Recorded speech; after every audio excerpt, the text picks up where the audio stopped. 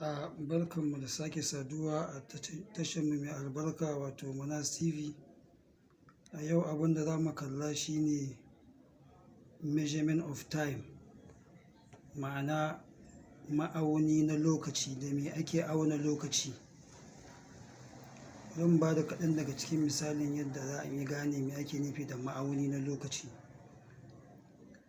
Misali, kuɗi na ƙasar Najeriya mun san cewa ma'auninsa shine naira da kobo. To lokaci ma na da nasa ma'aunin. Mun san cewa a lokaci akwai awa, sannan akwai minute wanda ake kira da minti kenan, sannan kuma akwai seconds.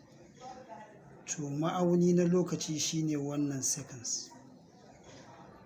Da shi ake auna lokaci. Shine standard way of measuring time, seconds kenan. Duk duniya ta yarda da wannan tsari na ma'auni, illa banda ƙasar Britain.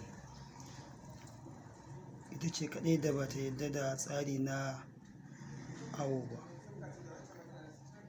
Da haka kamar yadda muka ce a nan, seconds da shi ake yin auna lokaci.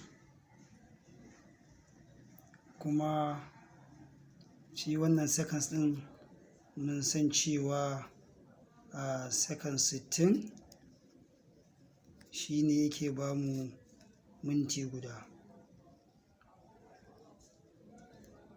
Haka na kuma minti 60 shi yake ba mu awa guda. Haka na awa 24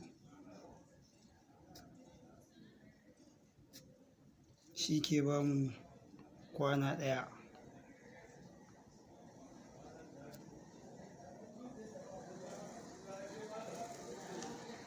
Ko ka ce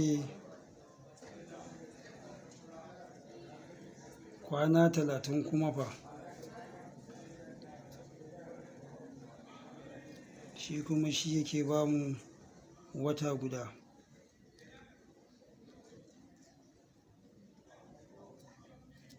Idan muka ce kuma kwana 7 fa, shi kuma shi ke ba mu sati guda.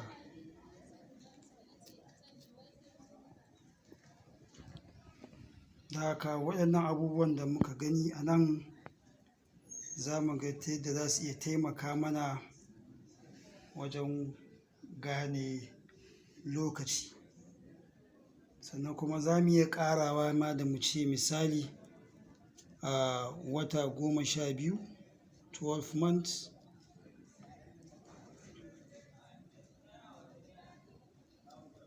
shi kuma zai ba mu shekara guda. Sannan shekara guda kuma kwana nawa ne a shekara guda? 365 and a quarter days.